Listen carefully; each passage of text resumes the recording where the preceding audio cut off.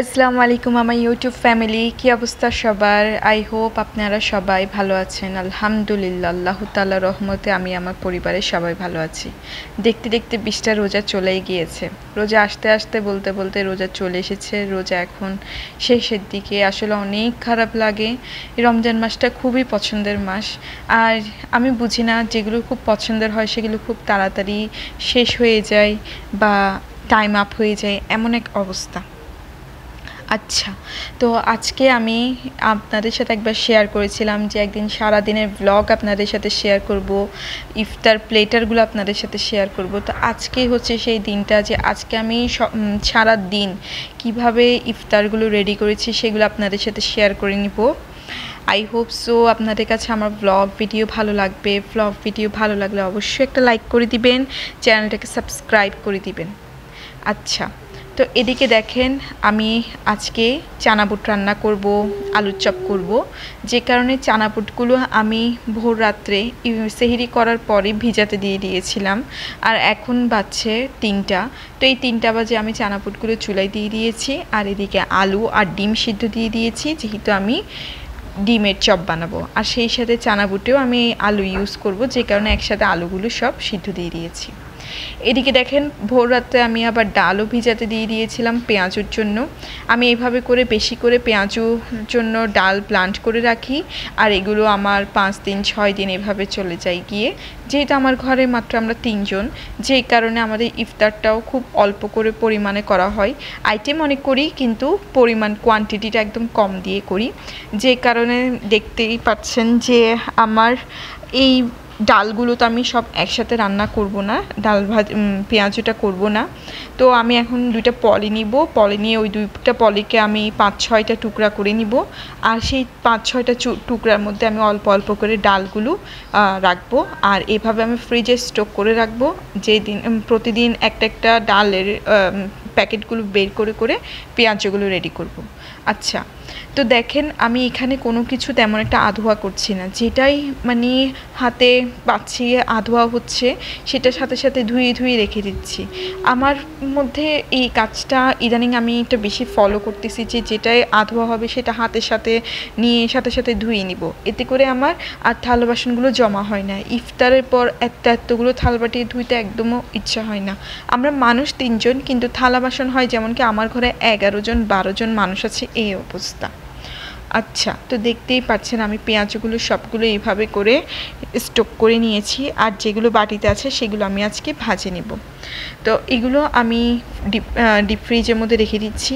আর এগুলো আমি আজকে পেঁয়াজু বানাবো এগুলো দিয়ে। আচ্ছা, আমার হাজব্যান্ড কিন্তু আমাকে কাজে অনেক হেল্প করে, যে কারণে আমি আমার হাজব্যান্ডকে মন থেকে থ্যাঙ্কস জানাই সবসময়, যে এরকম হাজব্যান্ড পাওয়া আলহামদুলিল্লাহ, আল্লাহ তাআলার রহমত সব কিছু। আমার নবী করিম সাল্লাল্লাহু আলাইহি সাল্লাম অবসর সময়ে কিন্তু ঘরে কাজ করতেন, টুকিটাকি কাজ করতেন, ঘরের ওনার স্ত্রীগণকে সাহায্য করতেন কাজে কর্মে। হ্যাঁ, ঠিক আমার হাজব্যান্ডও আল্লাহ তাআলার রহমতে এইভাবে আমাকে হেল্প করে। এটা সুন্নত। আর আমার হাজব্যান্ড এই সুন্নতটা খুব সুন্দর করে পালন করে, আলহামদুলিল্লাহ। সবাই আমার হাজব্যান্ডের জন্য দোয়া করবেন। এদিকে দেখেন আমি বেগুনির জন্য আর এই যে ইয়াটা বানিয়ে নিচ্ছি, ব্যাটেলটা রেডি করে নিচ্ছি। এখানে আমি বেসন যে পরিমাণ দিয়েছি ঠিক সেম পরিমাণ আমি ময়দাটাও ইউজ করেছি। আর এখানে আমি লবণ আর হলুদটা ইউজ করে এই ব্যাটেলটা রেডি করে নিচ্ছি।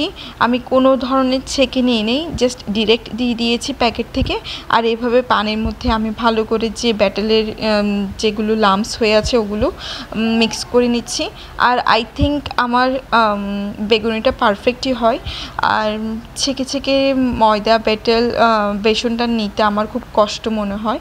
আর এবার আমি বেসনগুলো ছেঁকে নিয়ে নিই, কারণ হচ্ছে যে বেসনগুলো একদম ফ্রেশ ছিল, কোনো পোকা ছিল না, কিছুই ছিল না। আর এদিকে আমি কাঁচা বুটও একটু নিয়ে রেখেছি আদা দিয়ে আর লবণ দিয়ে মিক্স করে বানানোর জন্য। এটা চানা বুট দিয়ে, কাঁচা বুটটা খুবই ভালো লাগে, অনেকে খায় অনেকে খায় না।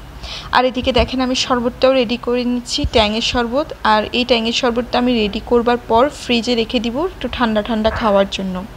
তো দেখতেই পাচ্ছেন আলহামদুলিল্লাহ এইভাবে করে কিন্তু প্রতিদিন ইফতারগুলো রেডি করা হয় আমার, যেটা আমি ফুল ব্লগ আপনাদের সাথে শেয়ার করি না। তো আজকে সুযোগ পেয়েছি, আজকে ব্লগটা শেয়ার করে নিচ্ছি। আর সেই সাথে একটা কথা কি, আমার চ্যানেলটা যেহেতু আস্তে আস্তে ইনক্রিজ হচ্ছে আলহামদুলিল্লাহ, তো আমি আস্তে আস্তে এরকম করে প্রতিদিন আমার ডেইলি ব্লগ কীভাবে আমি কি করি না করি সব আপনাদের সাথে ধীরে ধীরে শেয়ার করব। বাস আপনাদের কাছে একটা রিকোয়েস্ট, আমার চ্যানেলটাকে সাবস্ক্রাইব করে দিবেন।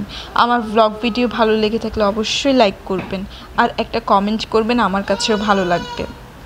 আচ্ছা, আমি ইউটিউবের কাছেও একটা রিকোয়েস্ট করছি, প্লিজ প্লিজ প্লিজ ইউটিউব আমার চ্যানেলটাকে ভাইরাল করে দেন। এই রমজান মাসে আমি এত স্ট্রাগল করছি জাস্ট বিকজ আমার চ্যানেলটা একটু ইনক্রিজ হওয়ার জন্য, আমার ব্লগ ভিডিওগুলো একটু ভাইরাল হওয়ার জন্য। আই হোপ সো ইনশাল্লাহ আগামী বছর রমজান আসতে আসতে আল্লাহ তাআলা আমাকে আপনাদেরকে হয়াতে বাঁচিয়ে রাখলে ইনশাল্লাহ আমাদের চ্যানেলটা ইনক্রিজ হবে, আপনিও দেখবেন আমিও দেখব ইনশাল্লাহ। তো এদিকে দেখেন আমার চানা বুটগুলো সিদ্ধ হয়ে গিয়েছে, তাই চানা বুটগুলো নামিয়ে নিয়েছি আর চানা বুটগুলো ধুয়ে নিচ্ছি। এদিকে আলুগুলো সিদ্ধ হয়ে গিয়েছে, আলুগুলোও ছিলে নিব, ডিমটাও ছিলে নিব। এগুলো আস্তে আস্তে করে সব কিছু রেডি করে নিচ্ছি। আসরে আজান দিয়ে দিয়েছিল, আসরের নামাজ পড়েই কিন্তু এই কাজগুলো স্টার্ট করে দিয়েছিলাম আমি। তো দেখেন এদিকে কিন্তু আমি আমার আলুগুলো সব ছিলে ফেলছি। আলু ছিলে ফেলবার পর এখন আমার কাজ হচ্ছে যে আলুর চপ বানানোর জন্য আলুগুলো রেডি করা। আচ্ছা, আমার হাতের আলু চপ রেসিপিটি আমি আপনাদের সাথে শেয়ার করে নিয়েছি ব্লগিংয়ে, আবারও আমি আপনাদের সাথে শেয়ার করছি। এই যে আলুগুলো দেখছেন, এই আলুগুলো যদি হাত দিয়ে চটকিয়ে আপনি বানান, তাহলে আপনার এই আলু চপের জন্য বেসন ইউজ করতে হবে বা ডিম ইউজ করতে হবে। বাট এরকম যখন আপনি গ্রাইন্ড করবেন আলুগুলোকে ডিরেক্ট, আপনার না বেসন ইউজ করতে হবে না ডিম ইউজ করতে হবে, ডিরেক্ট তেলের মধ্যে আপনি এই আলুর চপটা বানিয়ে নিতে পারবেন। ট্রাস্ট মি, আলুগুলো একদমও ভাঙবে না, একদম পারফেক্টভাবে হবে। আর এইভাবে করে আমি আলুর চপ বানাতে এত বেশি শান্তি পাই, এত বেশি ইয়ামি হয় বলে বোঝানোর মতো না। আপনারা চাইলে একবার ট্রাই করে দেখতে পারেন। প্রথমে আলুগুলো সিদ্ধ করে নেবেন, ডিম সিদ্ধ করে নেবেন, আলুগুলো ছিলে নেবেন, খেয়াল রাখবেন আলুতে যেন একটু পানি না থাকে, সেই সাথে আলুগুলো এভাবে গ্রাইন্ড করে নেবেন। ব্যাস, এরপর এখানের মধ্যে একটু ধনিয়া পাতা দিয়ে দিচ্ছি, আমি একটু পেঁয়াজ কুচি দিয়ে দিচ্ছি। আর পেঁয়াজ কুচি, ধনিয়া পাতা এগুলো সব আমার হাজব্যান্ড আমাকে কাটিং করে দিয়েছে। সালাদের যত ইনগ্রিডিয়েন্টস আছে সব কিছু আমার হাজব্যান্ড আমাকে অলওয়েজ কাটিং করে দেয়, আর এতে করে আমার কাজ অনেক সহজ হয়ে যায়। আচ্ছা, এখানে আমি জিরা গুঁড়া দিচ্ছি, ধনিয়া গুঁড়া দিচ্ছি, আর মিক্সড হার্বস ইউজ করছি, লবণ ইউজ করছি। ব্যাস, এই ইনগ্রিডিয়েন্টস দিয়ে আমি আলু চপটা খুব ইয়ামি করে বানাই। আপনারাও চাইলে এই রেসিপিটি ট্রাই করতে পারেন, এটা একদম পারফেক্ট একটা রেসিপি। না এখানে আপনাকে ইউজ করতে হচ্ছে গরম মশলা, না ইউজ করতে হচ্ছে হলুদের গুঁড়া বা মরিচের গুঁড়া। আমি কাঁচামরিচটাও স্কিপ করি ইদানিং, কারণ হচ্ছে আমার বাচ্চারা ইফতার খায়, আর বাচ্চারা কাঁচামরিচটা খেলে ওদের মুখে পড়লে ওরা তো পাগলের মতো হয়ে যাবে, যে কারণে আমি কাঁচামরিচটা একদম স্কিপ করছি। ওরা যখন বড় হবে, যখন বুঝবে এটা কাঁচামরিচ খাওয়া যায় না, তখন আমি কাঁচামরিচটা ইউজ করব তরকারিতে। আপাতত আমরা কিন্তু বাচ্চাদের জন্য কাঁচামরিচটা একদম স্কিপ করি। একদম বেশি নেসেসারি হলে ভাজির কাঁচামরিচটা দেওয়া লাগে তখন দিই, আর তা না হলে আমি দিই না। এভাবে দেখেন আমি 8 পিস করে নিচ্ছি সিদ্ধ ডিমগুলোকে, এভাবে কাটিং করে নিয়ে এক এক করে ডিম দিয়ে এই চপের স্ট্রাকচারগুলো দিয়ে দিব। একটা চপ আমি আপনাদের সাথে বানিয়ে দেখিয়ে দিচ্ছি, দেখেন একদম ইজি। হাতে একটু আলুগুলো আঠা আঠা লেগে থাকবে, তো একটু পরপর পানি দিয়ে হাতটা ধুয়ে নেবেন, এরপর এই আলুর এই স্ট্রাকচারগুলো দিয়ে দিবেন, দেখবেন আপনার আলু চপটা অনেক সুন্দর হবে। তো দেখেন আমি তেল একদম গরম দিয়ে দিয়েছি অনেক আগে, তো তেলগুলো অনেক গরম হয়ে গিয়েছিল। আর দেখতেই পাচ্ছেন আমি না ডিম আলুর চপ এগুলোর মধ্যে না আমি কোনো ব্যাটেল ইউজ করেছি, না কোনো বেসন, না ময়দা, না ডিম, কিছু ইউজ করিনি। ডিরেক্ট আলুগুলো এভাবে আলু চপের জন্য দিয়ে দিয়েছি। আর বিশেষ করেন এটা যখন তেলে ফ্রাই হবে, আর এটা এত বেশি মজা হবে, পোড়া পোড়া আলুর একটা স্মেল আসবে, একদম পারফেক্ট একটা আলু চপ হবে। আপনি ঘরে অবশ্যই ট্রাই করে দেখতে পারেন। তো এভাবে করে আমি এক এক করে আলুর চপগুলো রেডি করে নিব। আর দেখেন এদিকে পেঁয়াজের জন্য যে ডালটা বাটা ব্লান্ড করে নিয়েছিলাম, এখানে আমি পেঁয়াজ আর আদা, এরপর কাঁচামরিচ, ধনিয়া পাতা, এরপর এখানে দিয়ে দিব হচ্ছে লবণ, আর এখানে একটু আমি ধনিয়া গুঁড়াটাও ইউজ করছি। ব্যাস এইভাবে করে আমি পেঁয়াজুর ব্যাটেলটা রেডি করে নিচ্ছি। আর ট্রাস্ট মি, এইভাবে পেঁয়াজুটা আপনি বানালে আপনার পেঁয়াজুটা অনেক মজা হবে। আর আমি ব্লান্ড করার সময় পানি ইউজ করেছিলাম, যে কারণে আমি এখন এখানে একটু ময়দা দিয়ে দিচ্ছি। তা না হলে এই পানিওয়ালা ডালটা যখন তেলের মধ্যে দিব, এগুলো ভেঙে ভেঙে যাবে, ছড়ায় ছিটে যাবে, পারফেক্ট একটা পেঁয়াজও হবে না। আর ময়দাটা ইউজ করলে, সামান্য একটু ময়দা ইউজ করলে একদম পারফেক্ট একটা পেঁয়াজও রেডি হয়ে যায়। আর এদিকে দেখেন বেগুনির জন্য যে ব্যাটেলটা আমি রেডি করে রেখেছিলাম, আমার হাজব্যান্ড কত সুন্দর করে বেগুনগুলো কেটে দিয়েছে, দেখতেই পাচ্ছেন একদম ফ্রেশ বেগুন ছিল। আর হচ্ছে যে আমি এটা লবণ দিয়ে মেখে নিচ্ছি, এতে করে হবে কি বেগুনটাতে লবণ ঢুকবে, আর বেগুনি যখন আমি বানাবো তখন বেগুনিটা অনেক পারফেক্ট হবে, অনেক মজা হবে, আর পাঞ্ছা পাঞ্ছা ভাবটা বেগুন থেকে পাওয়া যাবে না। এদিকে দেখেন আমি এক এক করে সবগুলো ভাজাভাজি শুরু করে দিচ্ছি।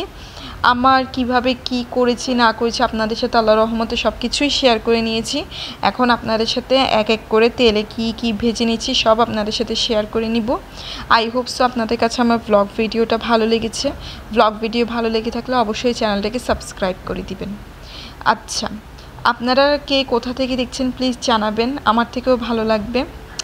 এদিকে দেখেন চানা বুটটা এখন ভেজে নিব। চানা বুট ভাজার প্রসেসটা আমি আপনাদের সাথে শেয়ার করে নিচ্ছি। আমার চানা বুট ভাজার প্রসেসের মধ্যে আমি প্রথমে আলুটা তেলের মধ্যে ম্যাশ করে দিয়ে দিই, এরপর এখানে আমি চানা বুটটা দিই, এরপর পেঁয়াজ ধনিয়া পাতা দিয়ে লবণ দিয়ে এই চানা বুটটাকে ভেজে নিই। এখানে এত মশলা দেওয়ার কোনো প্রয়োজন নেই, টমেটোটা মাস্ট ইউজ করবেন, আলুটা ম্যাশ করা মাস্ট ইউজ করবেন, আপনার চানা বুটটা একদম গ্রেভি হবে, অনেক মজা হবে, বলে বোঝানোর মতো না। তো আমি সিম্পল ওয়েতে কীভাবে বানাই, কীভাবে রান্না করি সব আপনাদের সাথে শেয়ার করে নিচ্ছি। আমার ব্লগিংয়ের মধ্যে আমার রেসিপিগুলো আপনি যদি ফলো করে থাকেন, আপনার রেসিপিগুলো অনেক পারফেক্ট হবে, ট্রাস্ট মি। তো দেখেন এভাবে আমি এক এক করে আমার চানা বুটগুলো ভেজে নিচ্ছি, এক সাইডে আলুর চপগুলো হয়ে যাচ্ছে। আর ইফতারের টাইম আছে আধা ঘন্টার মতো। আর আমি প্রত্যেকটা সময় মাগরিবের আজানের 15 থেকে 20 মিনিট আগেই ভাজাভাজি কাজগুলো স্টার্ট করি। এতে করে আমার আজান দেওয়ার সাথে সাথে যখন ইফতার করি, পেঁয়াজও খাই, বেগুনি খাই, ওগুলো খুব মচমচে হয়, খুব ক্রিস্পি হয়, আর ফোতা ফোতা হয়ে যায় না, আর হচ্ছে যে গরম গরম খাওয়া যায়। আমি প্রত্যেকটা সময় এই কাজটা করি। আর আলুর চপটা আমি একটু আগেই ভেজে নিই, কারণ আলুর চপ ভাজার পর যখন একটু হালকা ঠান্ডা হয়ে আসে তখন কিন্তু আলুর চপটা খেতে অনেক মজা লাগে। তো দেখেন এদিকে আমি পেঁয়াজগুলো ভাজার জন্য দিয়ে দিচ্ছি। এভাবে করে এক এক করে আমি সবগুলো ভাজাভাজির কাজ স্টার্ট করে দিয়েছি। আর আমার ব্লগ ভিডিও এখন পুরোপুরি শেষের পথে। তো আমার বেগুনিটাও ফ্রাই হয়ে গিয়েছে, বেগুনিটাও ভেজে নিয়েছি, দেখতেই পাচ্ছেন। আমার বেগুনিটা একদম পারফেক্ট করার চেষ্টা করি, এটা একদম এত বেশি ফুলে ফুলে যায় না, একদম হালকা ফুলে বাট একটা পারফেক্ট বেগুনি হয়। একসময় আমার বেগুনি একদমই হতো না, একদম শুকনা শুকনা হতো, তখন আমার খুব কান্না আসতো, কিরে আমার বেগুনিটা হয় না কেন, কিন্তু এখন পারফেক্টলি একটা বেগুনি আমি রেডি করতে পারি। তো এটাই আমার আজকে ইফতার প্লেটার মেনুস। আলুর চপ, চানা বুট, অন্থন, সমুচা, জিলাপি এগুলো দোকানের থেকে আনা। এরপর এখানে পেঁয়াজটা আমার হাতে বানিয়েছি, কাঁচা বুটের সালাদটা দেখেন, এখানে বেগুনি আছে, বেগুনিটা আমার হাতে বানানো, ফিরনিটা বাহির থেকে কেনা। আর এখানে আছে মুড়ি, সেই সাথে এখানে যে শরবতটা আছে সেটাও আপনাদের সাথে শেয়ার করে নিচ্ছি। তো অল ওভার আজকের ব্লগ ভিডিও সালাদসগুলো দেখেন সব কিছু একটা পারফেক্টলি বানিয়েছি। আই হোপ সো আপনাদের কাছে আমার ব্লগ ভালো লেগেছে। আল্লাহ হাফেজ। প্লিজ চ্যানেলটাকে সাবস্ক্রাইব করে দিবেন, ব্লগ ভালো লাগে থাকলে একটা লাইক করে দিবেন। সবাই ভালো থাকবেন, ফি আমানিল্লাহ।